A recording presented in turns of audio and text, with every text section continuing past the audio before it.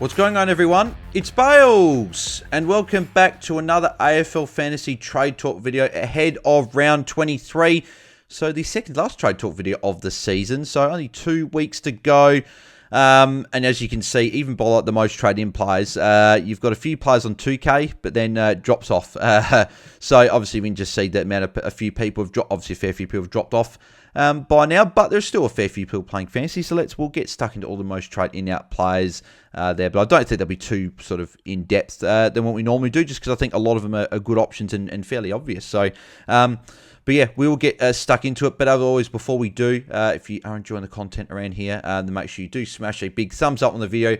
That'd be very much appreciated. And make sure you also do subscribe to the channel if you haven't already. Our goal is 3K. That's a big one. Our next little goal is 2.7K, and we are nearing that. So if you can hit subscribe there and get us that goal, that'd be very much appreciated. And also, we released our first AFLW Fantasy podcast episode yesterday. Myself and Jaden just previewing the upcoming season, talking through our learnings from last year, strategy going into the new season. We went through a few locks in our teams as well. So if you are new to the game of AFLW Fantasy and you're sort of not sure what players to put in, then me and Jane put in some locks there for you.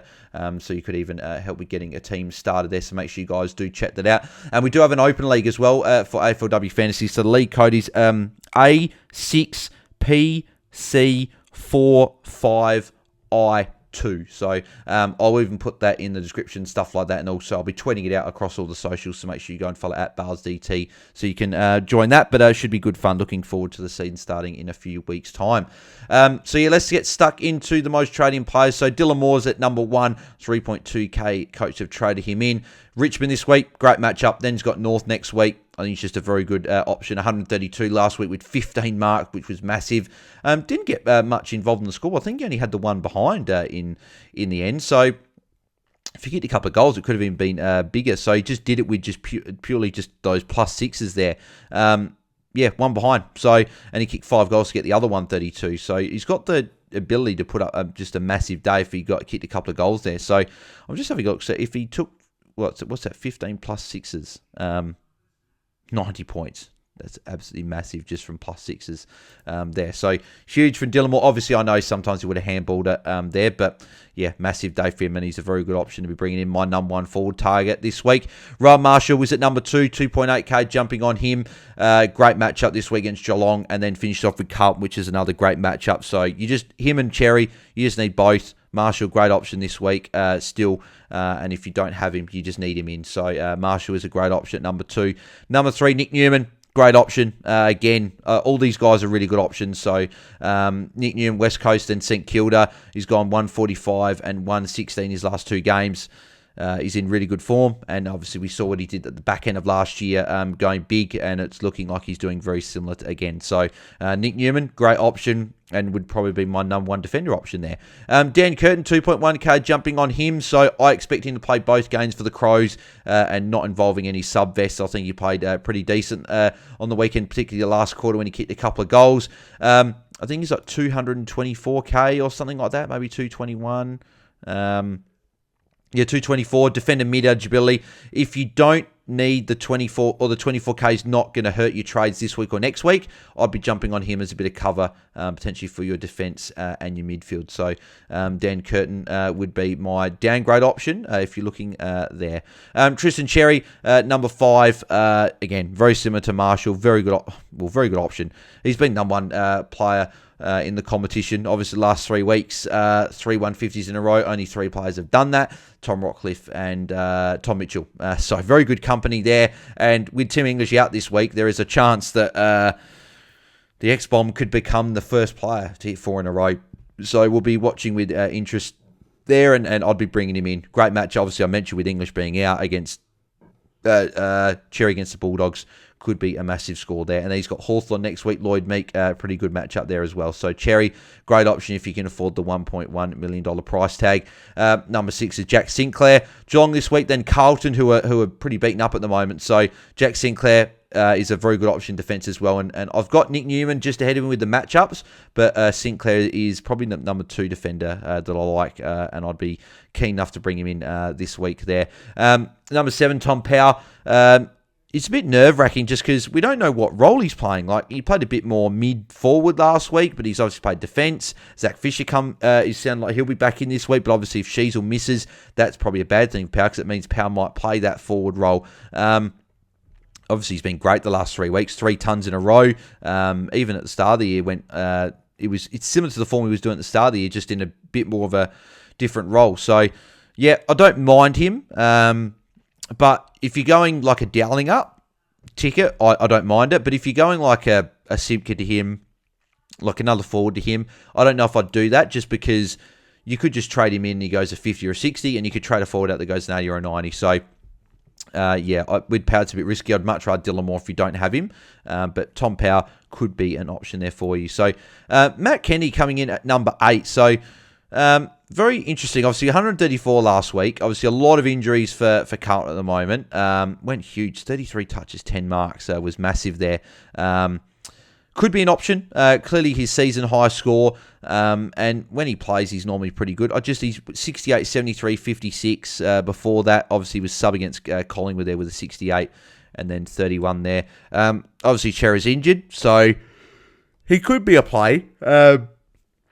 657 could definitely be an F7 loop with Philippou if you've got him. So I don't mind the play if that's all you could get to at 650. So yeah, I don't mind it. Philippou there against Geelong is at number 9.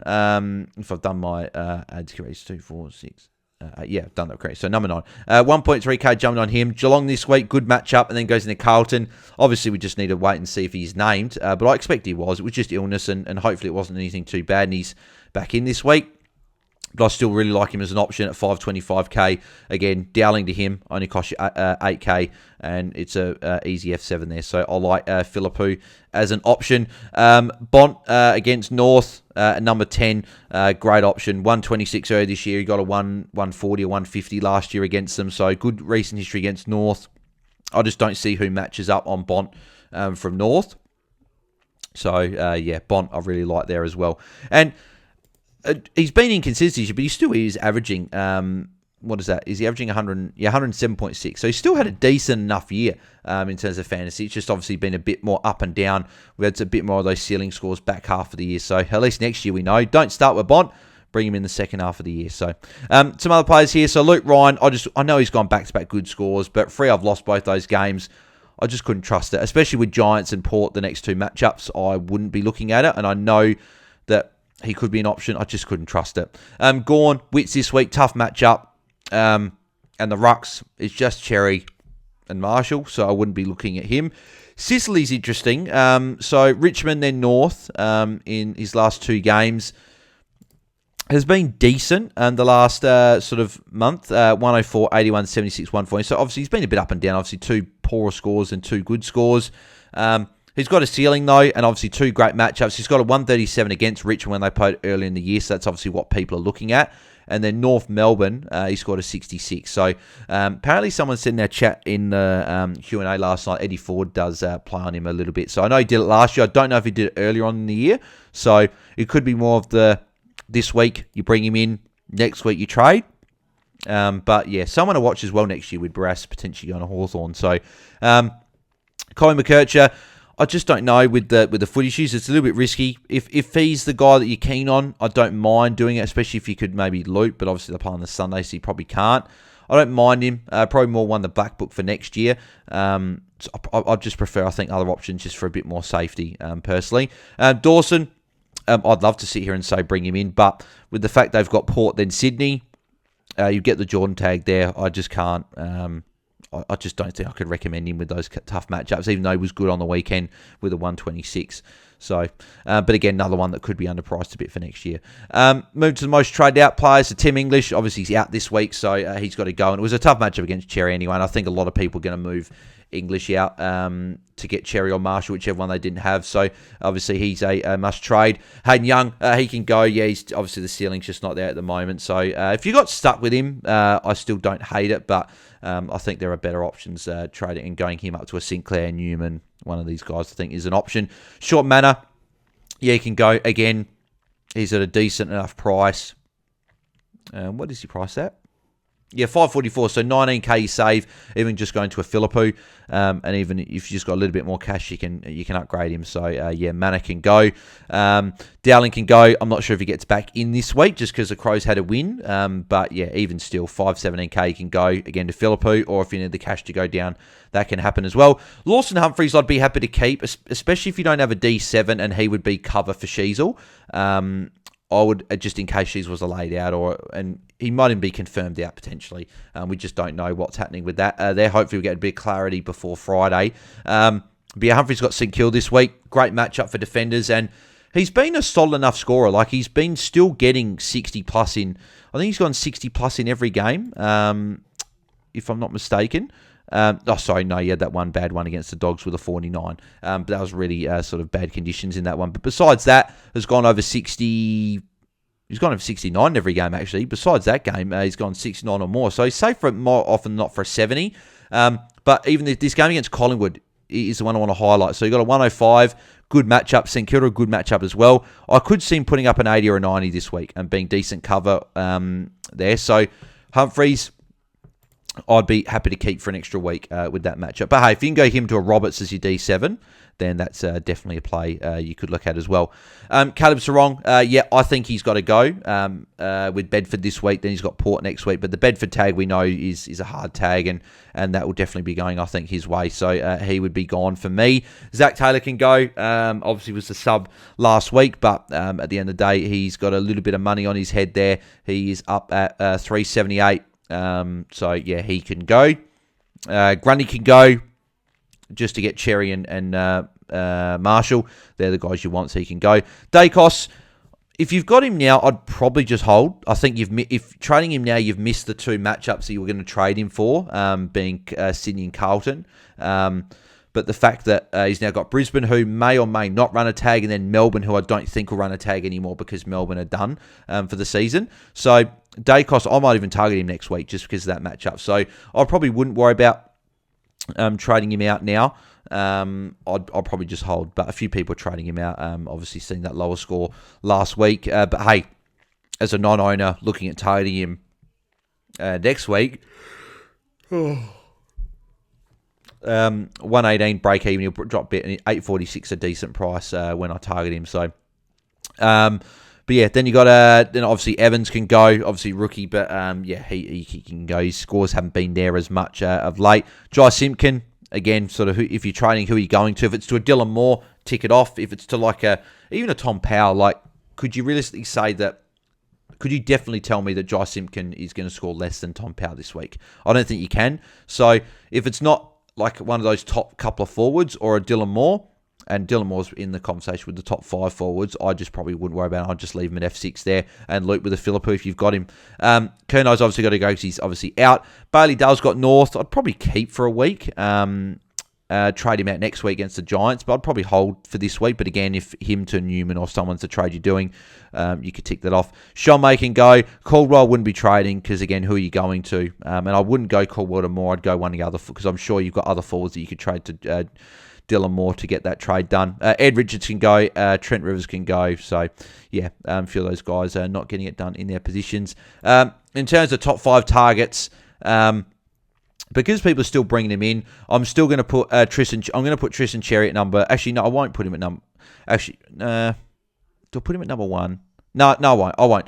I'll just say that target 0, the ones that you should be doing before you look at any of the top 5 targets, is make sure you got Tristan Cherry and Ron Marshall. They're the 2 guys you need. I'm not going to include them in the top 5 just because, they're the guys you need. So at number 1, I'll go Dylan Moore. I just think the fact that he's got Richmond and North Melbourne, 2 great matchups.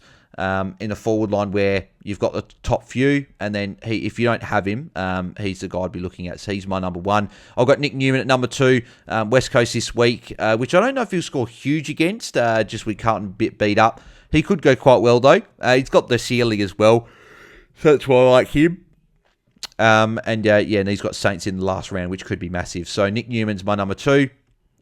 Coming in at number 3, it's a bit dangerous to say this, but I'm going to put Matthias Philippou there at number 3 still, just because of the fact he's still so cheap. It's easy to move a Dowling or something like that if you still have them to go to a Philippou and have him as an F7. So if worst case happen, he's not playing, then then you can always just loop with him instead and put him on the bench if he didn't play. So, yeah, but obviously I wouldn't take him if he didn't play, obviously. But if you had him as F7 already, if he didn't play, you could look at bringing someone in. So, but yeah, he's my number 3. Number 4, I've still got Jack Sinclair. I still like, actually, no, sorry. No, I don't, because I've got another target, sorry, that's not even on this list, actually, surprisingly.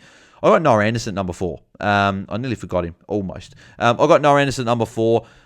He's got Melbourne this week. I can't see Melbourne running a tag. Melbourne's season is done, and Gold Coast is done as well. It's a bit of a dead rubber, but back home at People First Stadium, he's been really good at home, as we know. Noah Anderson, for me, I really like, so I've got him as my number 4 target there. And number 5 was actually going to go Sinclair, but there's a few guys I do like, but I think I still will go Jack Sinclair at number 5.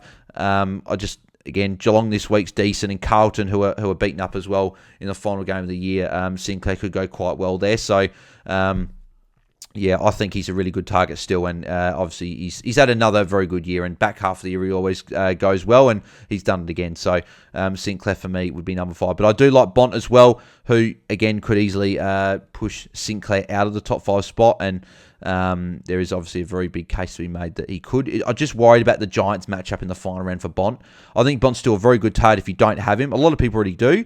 I'm just worried about that Giants matchup in the final round. Giants have done pretty well against Bont the last few times they've played. So that's the only reason I've got Sinclair just above him, is because the next 2 weeks I'm happy with Sinclair, whereas Bont maybe not as much in the final round. I like Dunkley this week as well. I like Lockie Neal this week. Both those guys against Collingwood there. That's probably about it for me. But there's obviously a few other targets, but... they're my favourite, so I'm tired. Obviously, recording this late on a Tuesday. Obviously, my brain was fried on the pod if you listen to that from last night. So yeah, I'm going to wrap this up. In terms of my trades this week, I'm going Brad Hill to Mateus Philippou in the forward line, just getting that done there, and I'll be going Caleb Sarong to Noah Anderson. I'm just a fan of the matchups there for Anderson, so that's what I'll be doing. Obviously, Sheasel's out. I'll probably keep Brad Hill. I'll still be doing Sarong to Anderson. It would just be Sheasel to Jack Sinclair, who's the defender I don't have if Sheasel was out. Yeah, because I thought on the pod, I thought that Sinclair will play on the Sunday, but they don't. They play Saturday night. Would have been absolutely perfect if they played after Sheasel, because I could have held the trade of Brad Hill and seen, but unfortunately that's not what's happening. So but yeah, that's what I'm looking at doing. But let me know in the comments below, guys, what you're doing with your trades in round 23, and yeah, if you've got any questions regarding trades or anything else, put it in the comments below and I'll get to those when I can. And also comment as well if you guys are in any grand finals this week, or most leagues are. If you're in any prelim finals this week, let me know if you got what finals and stuff that you guys are playing for this week. So but yeah, if you did enjoy the video, make sure you smash a like on the video. That'd be very much appreciated. Make sure you do subscribe to our YouTube channel as well, as we're on the road to 2.7k subscribers. And if you'd like to ask me a question on Q as well, then head over to askmeonq, spelled qu.com/AFL Fantasy Fanatics. I can help with all your AFL fantasy questions, but also your AFLW fantasy questions as well. Obviously, only a couple of weeks away from the season starting, but you can screenshot your team, send it through. I can give you my thoughts on your team as well if you just got individual questions, where you can send them through as well there. So link is at the top of the description there of the video, so you can't miss it. So thank you to everyone that uses that link there as always. So but yeah, as always, thanks everyone for tuning in, and yeah, we got the captain's video tomorrow, and then obviously pre-lock a chat at the normal time of 6 p.m. Eastern, 4 p.m. per time, answering all your questions there as well. So thanks guys for tuning in as always, and we'll catch you guys tomorrow and then on Friday. So thanks guys, I'm out. Cheers.